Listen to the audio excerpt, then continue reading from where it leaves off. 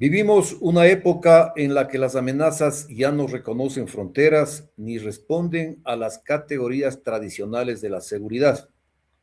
Los acontecimientos que se desarrollan en un extremo del planeta pueden alterar en cuestión de horas la estabilidad económica, política y social de regiones ubicadas a miles de kilómetros de distancia. En este contexto, la inteligencia estratégica deja de ser una herramienta exclusiva de los estados para convertirse en una necesidad permanente de gobiernos, de empresas, de organizaciones y de líderes responsables de la toma de decisiones. Sean todos bienvenidos a Escudo Estratégico Regional, un espacio académico de análisis donde interpretamos la evolución de los fenómenos que configuran el nuevo escenario internacional con el propósito de fortalecer la cultura de la prevención, la gestión de riesgos y el pensamiento estratégico en América Latina. Hoy abordaremos un tema de extraordinaria relevancia, del poder criminal al poder global, Latinoamérica y el Estrecho de Hormuz. Una reflexión que nos permitirá comprender cómo un conflicto geopolítico localizado puede proyectar sus efectos sobre la seguridad, la economía y la gobernabilidad de nuestra región. Para desarrollar este análisis hemos invitado a un profesional cuya trayectoria constituye un referente en el ámbito de la seguridad y del análisis internacional. Permítame entonces compartir una síntesis de su destacada trayectoria profesional. Fernando Bacotti es graduado en Sistemas Navales, es capitán de navío en servicio pasivo de la Armada de Uruguay, es un oficial de Estado Mayor, doctor en Ciencias Políticas. Cuenta con la certificación CPO, Certified Protection Officer, de la IFPO y es especialista en criminología e investigador del crimen organizado con 30 años de experiencia como oficial naval. Ha prestado servicios en las Naciones Unidas, fue designado jefe adjunto de observadores militares en diferentes misiones en algunos países asiáticos y europeos. Fue nombrado responsable del Centro Conjunto de Información y Operaciones para coordinar sobre el terreno las operaciones de la Fuerza de Mantenimiento de la Paz, los observadores militares y la Policía de las Naciones Unidas. Es reconocido por su capacidad para idear soluciones innovadoras y fuera de lo convencional, encargándose, entre otras cosas, de tareas de observación, monitoreo e informes en el marco de los acuerdos alcanzados para restablecer la democracia y negociar el desarme del grupo armado opositor al gobierno, misiones que se cumplieron con éxito en los países donde prestó servicio. En colaboración con el Departamento de Asuntos Políticos de la ONU, participó en la demarcación de la frontera entre Timor Oriental e Indonesia y en la repatriación de refugiados timorenses desde Indonesia. Se ha desempeñado como oficial de seguridad del Departamento de Seguridad de Naciones Unidas en Irak 2004-2005, Colombia y Líbano 2005-2010, Argentina y Paraguay y Uruguay en el 2010-2014 y Guyana, Surinam 2014-2016. Es autor de los libros Un Mundo Transformado y Bandas Criminales y actualmente es colaborador de NTN 24 en programas de análisis de temas de alta intensidad. Estimado Fernando, en nombre de Arien Consultoría Ecuador y del programa Escudo Estratégico Regional, te damos la más cordial bienvenida y agradecemos tu presencia en este espacio académico de análisis estratégico. Unas palabras iniciales de tu parte antes de iniciar con esta jornada. Te escuchamos. Fernando, buenas tardes. Muchísimas gracias por la invitación. Muchísimas gracias por esa introducción que la veo demasiado amplia, pero que refleja sin duda, todo lo que he vivido todos esos años entre la Marina uruguaya y las Naciones Unidas, y bueno, ahora en una etapa que tendría que ser más tranquila de la vida, estoy trabajando más que nunca en todo esto del análisis y colaborando con proyectos como el tuyo y encontrándonos con mucha gente que a lo largo de sus carreras han generado una verdadera usina de conocimiento que entiendo es necesario volcar de alguna manera a la sociedad para encontrar soluciones a los problemas que estamos viviendo. Gracias. Cuando observamos el escenario internacional actual, advertimos que los conflictos regionales trascienden rápidamente sus espacios geográficos. Desde tu perspectiva, ¿por qué el Estrecho de Hormuz continúa siendo uno de los puntos de mayor sensibilidad geoestratégica para la estabilidad mundial? Fernando, déjame decirte que durante décadas estudiamos amenazas separadas. Nos hemos dedicado siempre a estudiar las amenazas por separado. Creo que hoy, más que nunca, debemos estudiar sistemas de poder interconectados. Este concepto resume prácticamente todo el trabajo que he realizado en los últimos años y de alguna manera u otra se vincula con lo que vamos a hablar ahora del Estrecho de Hormuz, por ejemplo. El Estrecho de Hormuz no es importante por su geografía, es importante por algo en lo que trabajo mucho, que es la concentración de poder. El Estrecho de Hormuz concentra poder. El que lo domina, domina el tráfico marítimo y por ende el tráfico comercial en esa zona, que es el mayor tráfico de crudo y gas líquido del planeta. Es decir, que vamos a hacer como un aparte, un recuadro, que el Estrecho de Hormuz es sumamente importante, pero hay muchos otros conflictos que no tienen tanto debate público, ¿verdad? Pero generan los mismos inconvenientes que Hormuz. Sin embargo, Hormuz tiene esas características de frenar o de trabar o de colocar una barrera al flujo del petróleo de aquella zona del mundo. Es decir, que cuando se interrumpe el comercio allí, todo el mundo sufre, lo sufrimos nosotros en Latinoamérica, porque comienzan a aumentar los precios de las gasolinas, los precios del gas líquido, todas las tarifas de los insumos y de los gastos básicos que se llaman, comienzan a crecer. Se provoca inflación también porque empieza a influir la baja o la suba del petróleo. En estas 2 semanas, entre paréntesis, en estas 2 semanas han habido unas subas y bajadas no muy pronunciadas, pero sí que afectan todo esto que te estoy diciendo. Porque además estamos viviendo una época en la que hay lo que se llama falta de oferta, porque al estar interrumpido el comercio marítimo mundial, en gran parte, no está saliendo el petróleo ya, entonces falta la oferta.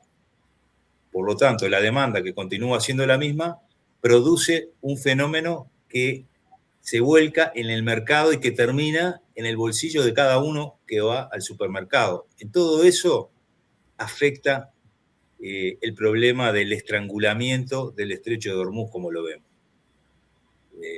Por eso pienso que a veces cuando uno habla de armamento y de las guerras y demás, la verdadera arma a veces no es siempre el misil, muchas veces es la incertidumbre, como en este caso, porque la incertidumbre paraliza los mercados, modifica rutas comerciales y acelera decisiones políticas a miles de kilómetros del conflicto, como es el caso nuestro en Latinoamérica, donde nos rebota todo este conflicto. Más bien que nos rebota, nos cae encima, ¿no? El poder, por lo tanto, hoy consiste en controlar territorios como controlar flujos. Tan importante controlar un territorio como controlar un flujo. ¿Un flujo de qué? De comercio, un flujo marítimo, un flujo de traslado de insumos básicos como es el petróleo, el gas natural. Pero también todo lo que implica la información, el comercio y la percepción. El título de este programa plantea una transición conceptual del poder criminal al poder global. ¿Cómo interpretas la evolución de estas amenazas y qué factores explican que hoy el crimen organizado, los conflictos híbridos y la geopolítica aparezcan cada vez más interrelacionados? Mirá,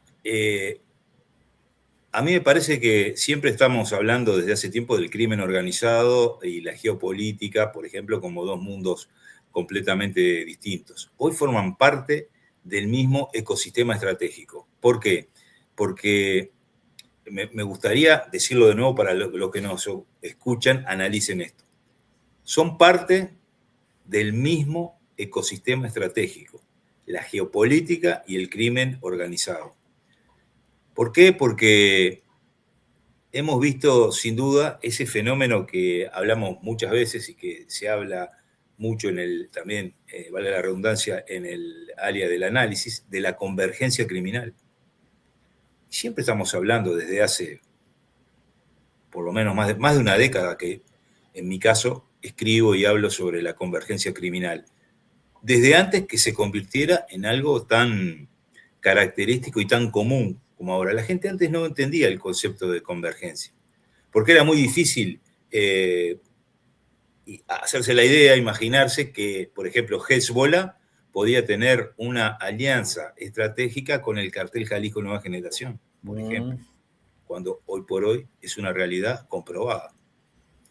Entonces, bueno, hay una cantidad de fenómenos que han llevado a la sociedad a que estos dos polos de poder, que no son los únicos, como el crimen organizado transnacional y el narcoterrorismo y los movimientos de bandas criminales en su totalidad, hayan terminado aliándose para producir negocios en conjunto. El laboratorio perfecto ha sido Latinoamérica. Pero hoy por hoy es un negocio global, de características globales. Este fin de semana atraparon nuevamente mexicanos manejando o operando una cocina de metanfetaminas en África. Dime vos si era común eso antes o si fue común alguna vez. Sin embargo, ahora van a cocinar metanfetaminas al África. Gente vinculada al cártel de Sinaloa o al cártel de Jalisco Nueva Generación también. Es decir, que han expandido completamente sus negocios, sus fronteras, se han ido a operar a otras partes y a llevar su mercadería y a hacer su negocio ilegal a todas partes del mundo, sin ningún tipo de problemas con los temas éticos, por ejemplo, que ética es lo menos que tienen, o sea, no existe la ética. Y además, las fronteras se han vuelto tan porosas en el planeta que hoy por hoy los negocios se hacen así. Se compra un insumo en China, otro sale de México, los operadores van de Venezuela o de algún otro país y se juntan en África para cocinar y lo venden a Europa. Así funcionan los negocios. Entonces, bueno, es muy característico esto que estamos viviendo, este periodo que estamos viviendo en el cual la sociedad global parece despertar de un sueño profundo en el que no asumía que este fenómeno nos iba a caminar por arriba. Y la verdad es que nos está caminando por arriba. Si no, miremos nuestra casa, Latinoamérica, lo que está sucediendo en Latinoamérica. Permíteme realizar una breve reflexión, y es que durante muchos años América Latina interpretó los conflictos internacionales como acontecimientos lejanos. Sin embargo, la realidad demuestra que el incremento del precio del petróleo principalmente, las interrupciones logísticas, la volatilidad financiera o la expansión de economías criminales, como tú bien lo acabas de indicar, terminan afectando directamente la seguridad y el desarrollo de nuestros países. Bajo esta perspectiva, mi querido Fernando, ¿qué repercusiones concretas podría experimentar nuestra América Latina, si es que la situación en Oriente Medio evolucionara hacia un conflicto prolongado que sería, no sé, desde mi punto de vista, desastroso. ¿Cuál es tu lectura? Fernando, déjame decirte hacer algunas precisiones, ¿no? Te comparto con vos lo que has dicho, pero quiero hacer unas precisiones. Ya nos ha afectado el prolongado conflicto de la guerra Rusia-Ucrania. De una manera u otra vino a generar cambios en una cantidad de elementos de la vida diaria, de productos que era básicamente proveedor Ucrania y que hoy ya no lo es de manera normal. Rusia con el tema del petróleo también, la carrera armamentística, la generación de la nueva concepción de la guerra híbrida, que hasta que comenzó la guerra de Rusia-Ucrania era una y ahora es otra. Esa guerra ha traído al mundo, así como una gran explosión, el tema de los drones, por ejemplo. Y eso se vino para Latinoamérica. Y hoy lo tenemos en Latinoamérica ya asumido. Cualquiera habla de un dron, cualquiera tiene un dron en la empresa. Artefactos que eran herramientas para uso agropecuario, por ejemplo, para la agroindustria de precisión, hoy son utilizados como elementos de ataque o de vigilancia, reconocimiento e inteligencia por grupos criminales.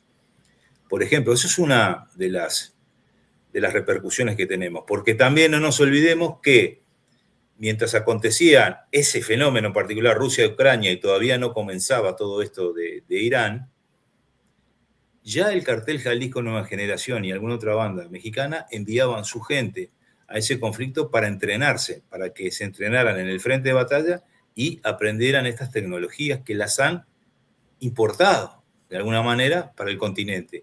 Y de México ha tenido el efecto de derrame para todo el resto.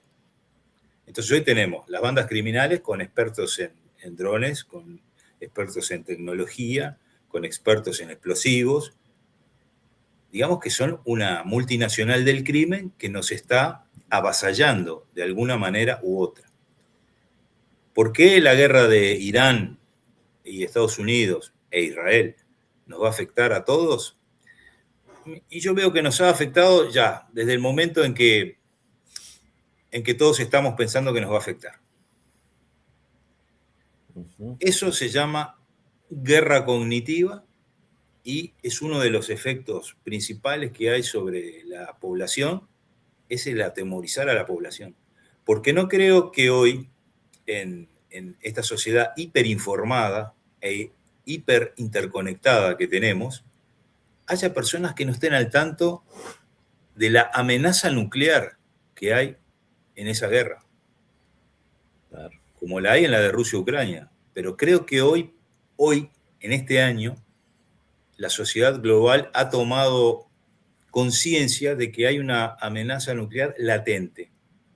Y yo como analista, como sos vos, te digo que cualquiera que haga una matriz de análisis de riesgo y amenaza sobre el tema nuclear, específicamente si existe la posibilidad de que se utilice algún tipo de armamento nuclear en estas guerras, que por ahora las vemos lejos, te diría que el riesgo es muy alto, con un simple cálculo matemático, porque los que estudiamos y analizamos este tipo de amenazas y manejamos matrices, decimos que si la probabilidad es muy poco probable, pero el impacto es crítico, en una simple ecuación matemática da que es muy alto el riesgo final. Poco probable, impacto crítico, riesgo muy alto. Y esto habría que hacer otro encuentro para explicar cómo es una matriz de riesgo, qué es el riesgo, qué es la amenaza, por qué uno categoriza así estos temas, ¿verdad? Pero Estados Unidos, esta semana, ha comenzado a difundir la idea de que ese lugar que tiene tan bien protegido Irán, en donde guarda el uranio, que está como 300 metros bajo tierra aproximadamente, en una montaña que aparentemente es de granito, no tengo la confirmación, pero sí he leído mucho, Y no descartan la utilización de, escúchame, esto lo dijeron oficiales del gobierno, no descartan la utilización de un arma táctica nuclear. Fernando, las armas tácticas nucleares, por más que sean la más chica de todas, que es de 1 kilotón, que es un poco menor de la que se usó en Hiroshima, para que tengas una idea, no es tan menor, ¿verdad? Esa arma táctica, primero no garantiza que vayan a destruir lo que quieren destruir, pero sí vas a tener garantizado un radio de afectación muy grande. Y después de que explota por esa característica que tienen las bombas nucleares, de explotar en el aire, de no explotar en el contacto, explotan en el aire y las programan para, tiene un nombre técnico que se llama dial y algo, ¿no? Explotan a determinada altura. En base a la altura que exploten es el daño que van a hacer debajo. O sea, esas bombas no son como la gente dice, los Oreshnik, me han dicho a mí, es como el Oreshnik, como el misil Oreshnik, que es el antibúnker, por ejemplo. Bueno, están mezclando todo, ¿verdad? Una bomba nuclear o un arma táctica nuclear explota en el aire, no explota por contacto. Y al explotar en el aire, en base a la altura que haya, también un cálculo matemático y físico, tiene un radio de acción, ¿verdad? Ese radio de acción destruye todo, por más que sea la más chica de las bombas, ¿entendés? Entonces, nosotros estamos viviendo una etapa de incertidumbre. Yo lo decía hace poco, la incertidumbre es una palabra que gobierna estos tiempos. ¿Cómo nos puede afectar eso? Sí, nos puede afectar de todas maneras. Desde el momento en que, si bien es muy poco probable, como ya digo, no es improbable, es muy poco probable. Porque también la gente tiene que saber que los que trabajamos en esto, de la seguridad, y analizamos riesgos y gerenciamos riesgos, nunca decimos que es improbable algo. Porque si ya determinamos que hay una amenaza, no vamos a poner que es improbable, porque si no, no la ponemos. Claro. No la consideramos, para llamarle técnicamente. Pero desde el momento que estamos considerando una amenaza, quiere decir que ya hay una probabilidad mínima de que ocurra. Bueno, esa probabilidad multiplicada por el impacto siempre te va a dar que es muy alto el riesgo. Así que bueno, eso es uno de los efectos que podemos ver con todo lo que trae aparejado en materia de contaminación, de la afectación a la vida de las sociedades, las muertes que pueden haber en ese radio de la explosión. Y además, otra cosa, que no ocurra. Es lo que yo digo, estamos igual viviendo con esa encrucijada de ¿ocurrirá o no ocurrirá esto? Total incertidumbre. Eso afecta mucho la mente de la sociedad, Fernando. En este escenario caracterizado por las amenazas híbridas, que obviamente tú muy bien los has puesto en contexto, el crimen organizado transnacional, terrorismo y disputas geopolíticas, ¿qué capacidades consideras prioritarias para fortalecer la resiliencia de los estados, de los países y del sector privado latinoamericano? Bueno, hay varias iniciativas a nivel latinoamericano, a nivel continental, que han comenzado con esta administración del presidente norteamericano, del presidente Donald Trump, que llegó con su idea del escudo de las Américas, que si bien no es una idea nueva, no es novedosa la idea, lo habíamos hablado aquí también contigo, sí es una idea muy moderna y muy fuerte. ¿Por qué? Porque hoy un escudo de las Américas no se compara en poder y en tecnología y en nada con lo que fue el plan de ayuda mutua de los años aquellos de la posguerra fría, cuando se creó la Escuela de las Américas en Panamá y se estableció la doctrina de la seguridad nacional. Hoy por hoy los países están mucho más pertrechados, para decirlo de alguna manera. Como contrapartida, el crimen organizado transnacional como un colectivo también está muy pertrechado. Y en este momento, en algunos países, tiene mayor poder que el propio Estado. Por eso es que casos como el de Ecuador son paradigmáticos en el sentido de que el gobierno reconoció de que estaba como vulnerable frente al poder de las bandas criminales y se ha aliado, ha solicitado la colaboración de Estados Unidos y tiene toda esa, digamos, esa colaboración. Hoy estaba viendo un video de un aterrizaje de un avión norteamericano que trae tropas a Ecuador y vemos operaciones en el mar frente a las costas del Pacífico, perdón, y vemos operaciones aéreas bombardeando campamentos narcos, y todo eso no ha logrado frenar la violencia. No ha logrado frenar la violencia, pese a la operación Ataque Total, ordenada por el presidente Daniel Noboa, ese presupuesto a principios de año de 180 millones de dólares para fortalecer en equipamiento, comunicaciones y demás a las Fuerzas Armadas, más los 52 millones creo que fueron dedicados para fortalecer el sistema ECU 911, que trabaja en toda la parte de seguridad urbana, no han dado los resultados que se esperaban, porque ahí siguen las bandas y con un tema, déjamelo decir, muy particular desde mi punto de vista, que es la minería criminal o la minería ilegal que se sitúa en la frontera con Colombia, en donde allí convergen muchos problemas: narcoterrorismo, terrorismo puro y crudo, grupos guerrilleros, contrabando, explotación laboral, de todo pasa en la frontera. Creo que con el advenimiento del nuevo gobierno colombiano y las buenas relaciones que pueden generar con el presidente Noboa, se va a poder atacar seriamente ese problema de la frontera Ecuador-Colombia, porque es un problema grave que repercute nuevamente en toda la región. Esos son problemas regionales. Ya ningún problema de estas características que tenga un país en Latinoamérica es exclusivamente del país. Como que las fronteras se han hecho un poco más difusas ahora porque todos los problemas afectan a todos los países de una manera u otra. Entonces creo que hay una situación muy, muy compleja en este momento en nuestro continente y como contrapartida un cambio en los liderazgos que estaría enviando alguna información de que va a haber como un combate coordinado de los nuevos gobiernos con los nuevos liderazgos, en el sentido de que el crimen organizado va a intentar ser frenado. Por el momento no es así, ¿eh? Por el momento no es así. Habíamos hablado en la previa también de cuando hablamos de hacer este programa, del asesinato del hermano de Fito Macías en Ecuador, que es un tema aparte, pero no es un tema menor. No es para nada un tema menor. Pero bueno, ese tipo de eventos se están dando en México también, donde a veces recibimos información, a veces no, pero están matando capos, se están matando entre los grupos que quieren tener el control de lo que era el cártel de Sinaloa, por ejemplo. Entonces hay muchas muertes. Latinoamérica se caracteriza porque muere mucha gente. Morimos muchos latinoamericanos por año.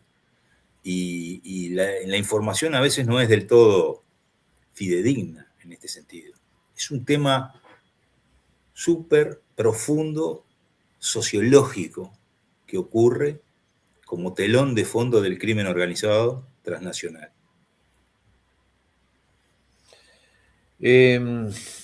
Necesariamente tenemos que hablar de inteligencia estratégica y precisamente desde la óptica de esta particular arma que tenemos, ¿qué indicadores deberían precisamente monitorear permanentemente quienes tienen la responsabilidad de conducir estados, instituciones públicas, organizaciones privadas o sistemas nacionales de seguridad? Precisamente por lo que tú acabas de decir, esta infiltración del crimen organizado.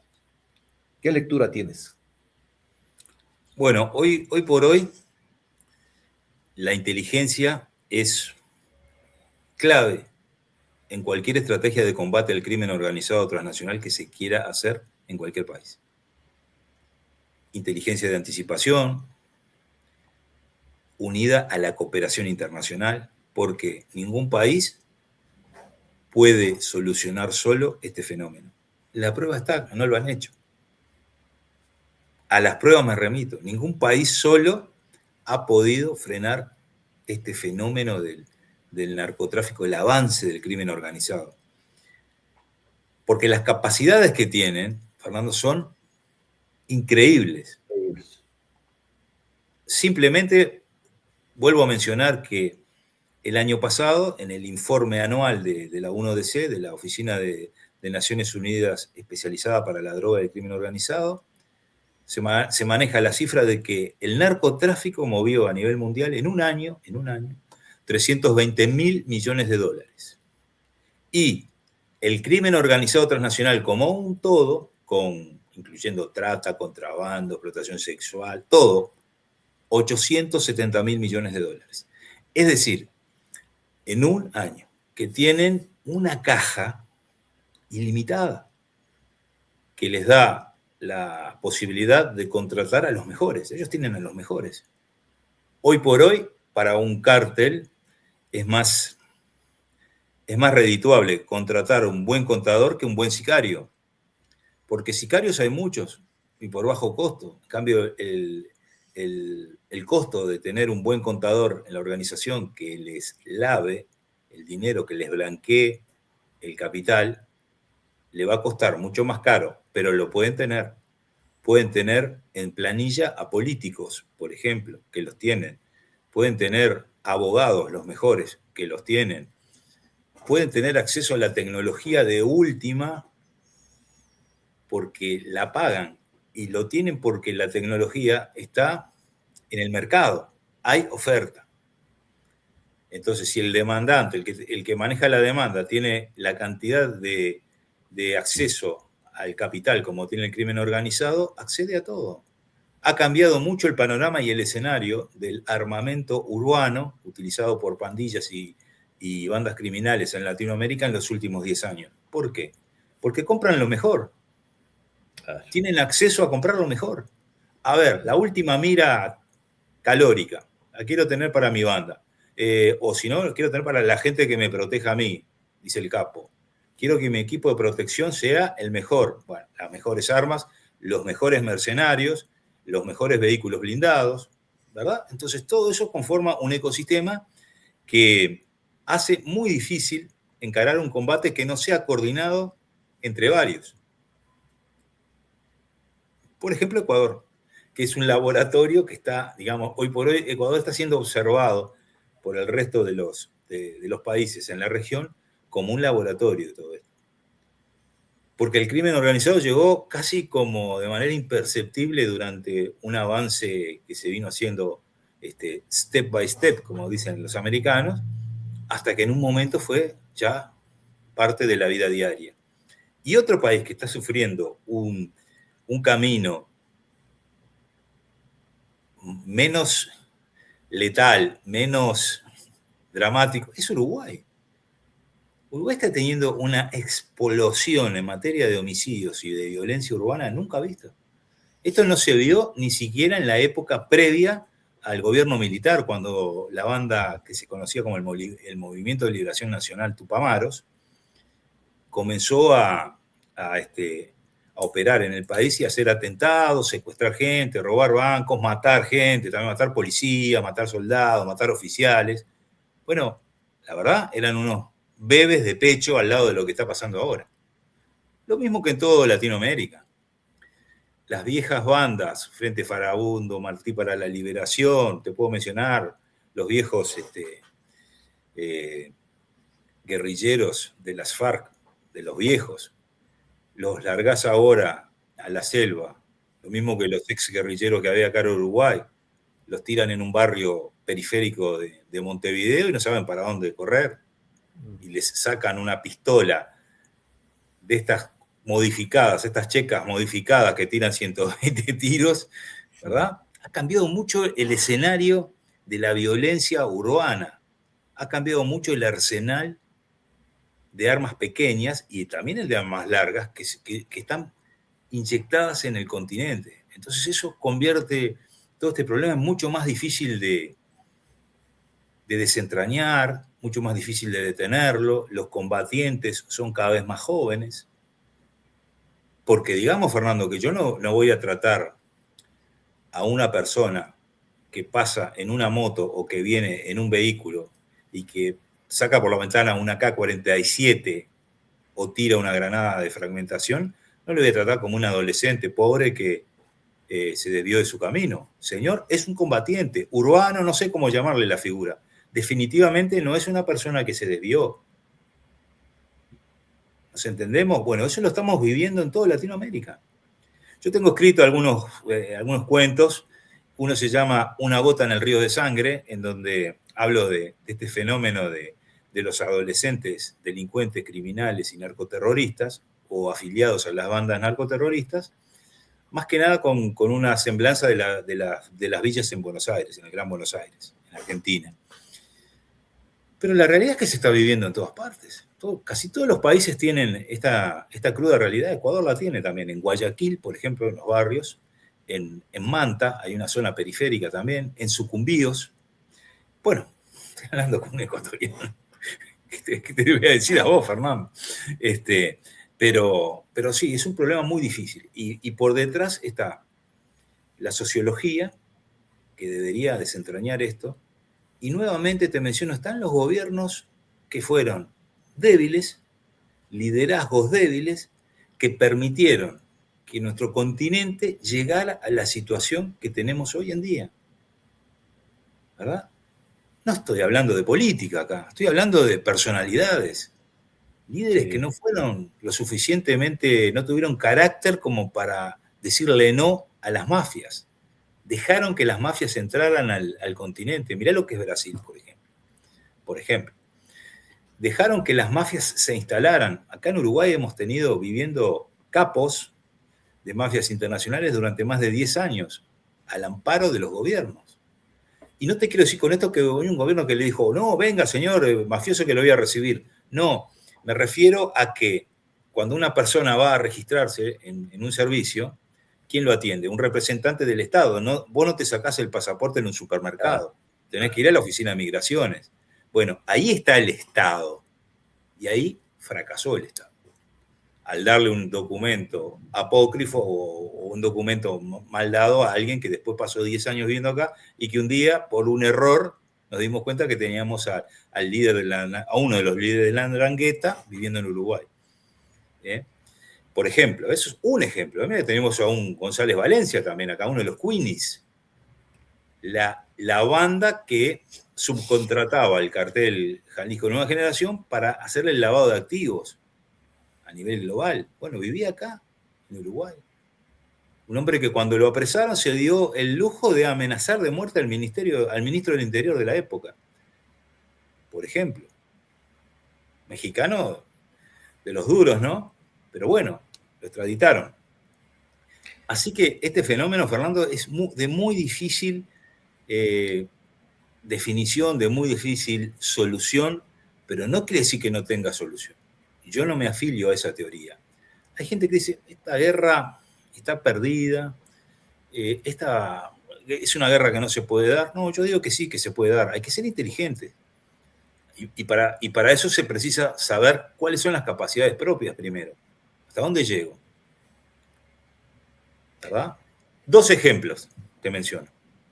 2 ejemplos. Planes nacionales de seguridad pública que en los últimos 6 meses se han publicado varios a nivel latinoamericano. Planes de seguridad pública. Si vos dentro de un plan de seguridad pública generás una operación que va a tener características de ser una operación de largo plazo o mediano plazo, porque viste que tampoco acá en Latinoamérica somos de planificar a largo plazo. No, a largo plazo para nosotros es 4 años lo que dura un gobierno, 5 en algunos casos. Acá no existe el largo plazo, como en China, por ejemplo, como en el Medio Oriente. Acá existe esto. Entonces vos decís, voy a hacer una operación para, ejemplo, Argentina, para recuperar territorio de las bandas criminales que, bueno, ya cuando utilizás la palabra recuperar, quiere decir que lo perdiste. Claro, claro. Entonces, ¿en qué estamos? Como yo digo siempre, no puede haber una banda que sea más poderosa que un Estado, por más que sea el cartel de Sinaloa. El cartel de Sinaloa no puede ser más poderoso, no lo es, que todo el Estado mexicano. El Estado mexicano tendría que aplastarlo.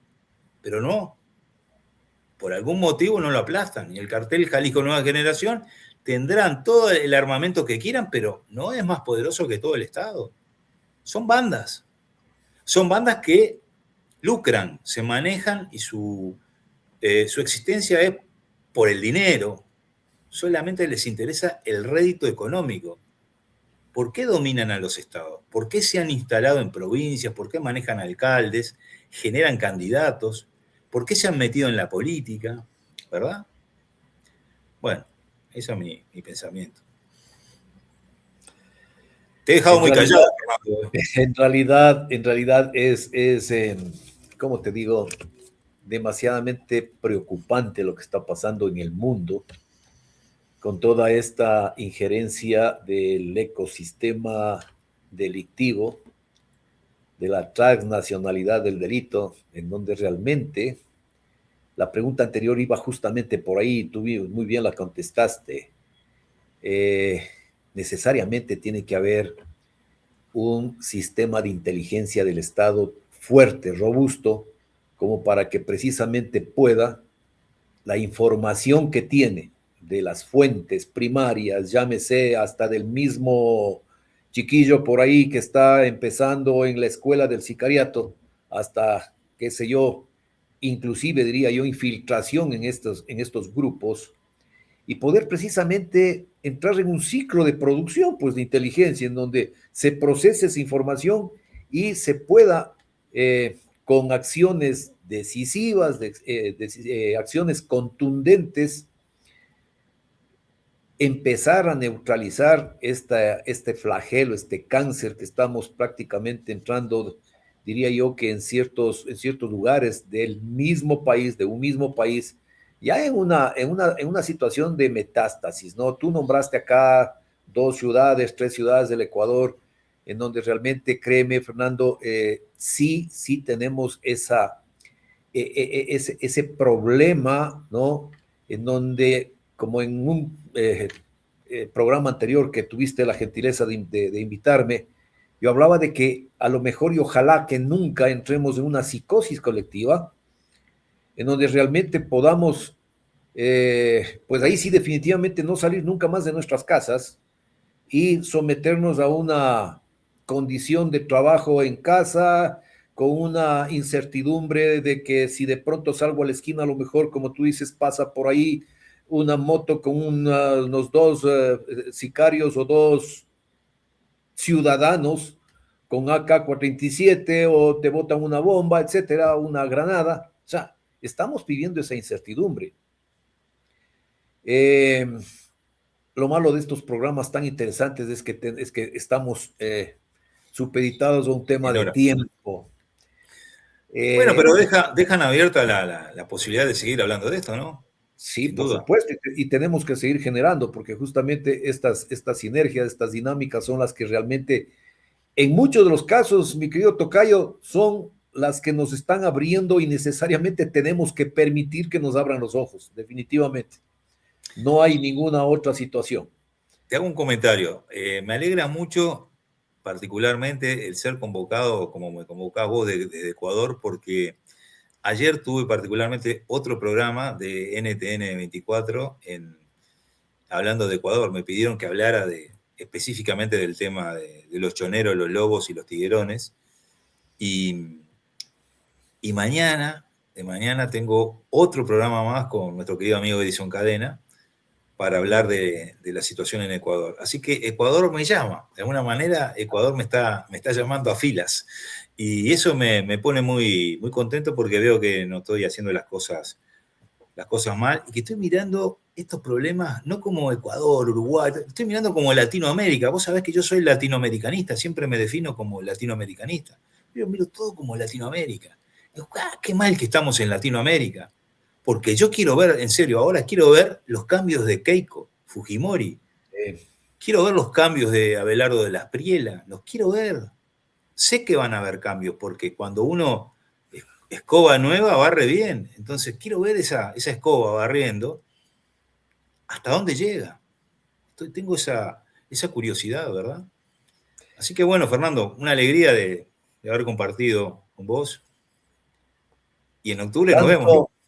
Tanto te estamos jalando a Ecuador que mañana, desde mañana, en 3 meses, en 90 días, tendremos el gusto de tenerte por acá ¿Cómo en no? ese encuentro internacional que vas obviamente, a darnos una ponencia magistral, mi querido Fernando. Finalmente, observando las tendencias internacionales, ¿no es cierto? De lo que estamos conversando en este momento, ¿cómo imaginas el escenario estratégico global durante los próximos 5 años? ¿Y cuál consideras que será el papel que deberá asumir América Latina frente a ese nuevo contexto, tomando en consideración justamente lo que acabas de decir hace medio minuto? Bueno, Este cambio de gobiernos con una ideología de derecha. No vamos a hablar de política. La pregunta es puntual. ¿Cuál crees o cuál te imaginas que es el escenario estratégico global? mira, Fernando, vengo tratando de alguna manera de diseminar una especie de doctrina que, como también doy clases en Argentina y en México, estoy hablando de estos temas. Creo que el escenario de los próximos 5 años particularmente va a estar caracterizado por menos guerras convencionales y muchas más zonas grises. Y esas zonas grises que me refiero van a estar dadas por una cantidad de factores que me gustaría enumerar, como ser, por ejemplo, los movimientos financieros, los flujos migratorios que van a ser gigantes en el continente, los cambios tecnológicos dramáticos que ahora se están dando prácticamente semanalmente, los drones van a gobernar nuestra vida. Ya vimos los últimos ataques en las últimas 48 horas por parte de la Marina de Estados Unidos con drones navales, por ejemplo, en el estrecho de Hormuz. La inteligencia artificial que va a terminar comandando todo, va a terminar decidiendo cuándo, dónde y a quién disparar. La manipulación cognitiva es otro tema que me gustaría hablar bastante en alguna oportunidad, el tema de las guerras cognitivas, de lo cual vengo hablando hace un par de años, pero ahora me parece que está a flor de piel. La infraestructura crítica, en lo que se ha convertido, hoy por hoy la infraestructura crítica ya no es la misma de hace 5 o 10 años en Latinoamérica. Entonces, los próximos 5 años en materia de infraestructura crítica van a estar marcados por el cambio paradigmático. ¿Qué va a ser una infraestructura crítica? Por ejemplo, un centro de servidores, por ejemplo. Alianzas criminales, nuevas rutas del crimen, mercados ilícitos nuevos y en realidad estos grandes temas pienso que van a marcar los próximos años. Y la verdad que durante todos estos años en los que uno ha visto, al igual que vos, ha visto escenarios muy complejos en el mundo, creo que la lección aprendida es que las crisis nunca aparecen de un día para otro. Todo esto que está sucediendo se comenzó a anunciar de alguna manera u otra mediante pequeñas señales que parece que las fuimos ignorando como sociedad. El desafío de nuestros líderes no consiste únicamente en reaccionar como estamos acostumbrados a hacer en Latinoamérica. Sigue siendo anticipar. La palabra anticipar, que también la conocemos, es la palabra clave. Porque quien comprende cómo evoluciona el poder dispone de una ventaja decisiva para proteger a las personas, fortalecer a las instituciones y construir sociedades más resilientes. Fer, ese es mi pensamiento. Perfecto. Antes de concluir este programa, quisiera solicitarte un mensaje dirigido a los profesionales de la seguridad, a los empresarios, a los académicos y a los responsables de la toma de decisiones que hoy nos acompañan desde distintos países de nuestra región. Adelante, Fernando, te escuchamos. A mis colegas de la seguridad, aunque no los conozca, a casi todos, viste que últimamente en la región nos conocemos todos, ¿no? Porque por suerte hemos generado unas redes en donde intercambiamos mucha información y gracias a estos colectivos como IFPO, como IFPO, como ACIS International, nos conocemos todos. Hay que creer en la capacitación permanente. Hay que creer en el conocimiento. Hay que profesionalizarse siempre aprendiendo más. Hay que estar cerca, en este caso del cliente, pero yo veo una seguridad privada que en el futuro va a estar muy cerca de los líderes políticos, por eso he propuesto esta política de manejo de riesgos para líderes políticos en elecciones, que espero que se convierta en un manual o en algo de IFPO a la brevedad en el próximo año. He propuesto como un marco regulatorio de análisis de riesgos políticos, porque vamos a terminar trabajando de la mano de los líderes políticos y protegiéndolos. Vamos a terminar protegiendo infraestructuras críticas que van a cambiar, que van a mutar las comunicaciones. Entonces el oficial de seguridad cada vez va a ser más importante en cualquier organización. Cada vez va a estar más vinculado al poder público, al poder político. Entonces el mensaje es que siempre hay que tratar de ser mejores y de tener valores éticos que nos hagan respetables frente a los demás. Sobre todo, querido Fernando, colega y amigo, ha sido un verdadero privilegio compartir este espacio de reflexión contigo. Yo quiero agradecerte en nombre de Arien, la Consultoría Ecuador, la que yo dirijo, y de Escudo Estratégico Regional, el programa, expresarte nuestro sincero agradecimiento por la profundidad de tus análisis y por compartir generosamente tu experiencia con nuestra audiencia. Fíjate que al igual que tú, estoy convencido de que las ideas expuestas durante esta conversación, estoy seguro que van a contribuir y a fortalecer la comprensión de aquellos desafíos que estamos enfrentando y que enfrenta la seguridad internacional. Y sobre todo, Fernando, la importancia de incorporar el pensamiento estratégico en los procesos de decisión de nuestras organizaciones, de nuestras instituciones, del Estado mismo. Claro. Recibe un cordial saludo desde Ecuador y te deseo las mejores vibras para que tus futuros proyectos académicos y profesionales sean exitosos. Muchas gracias por acompañarnos. Como conclusión estratégica de este programa, quiero indicarles a todos que los desafíos contemporáneos ya no pueden analizarse desde una perspectiva exclusivamente local. La seguridad, la economía, la energía, la tecnología y más que todo la gobernabilidad forman parte de un mismo sistema global donde cada acontecimiento genera efectos que trascienden fronteras. Comprender esa interdependencia constituye hoy una ventaja estratégica para quienes tienen la responsabilidad de anticipar riesgos y construir organizaciones e instituciones más resilientes. A nombre de Arien Consultoría Ecuador, agradezco profundamente la compañía en esta nueva edición de Escudo Estratégico Regional. Les invito a seguirnos en nuestras plataformas digitales, suscribirse a nuestro canal de YouTube y acompañarnos en las próximas emisiones donde continuaremos analizando los desafíos que configuran el presente y el futuro de nuestra región. Soy Fernando Freile Neira, director y productor de Escudo Estratégico Regional, y les digo algo, comprender el entorno estratégico de hoy constituye definitivamente la mejor herramienta para anticipar los desafíos del mañana. Hasta un nuevo encuentro. Muchas gracias. Buenas tardes.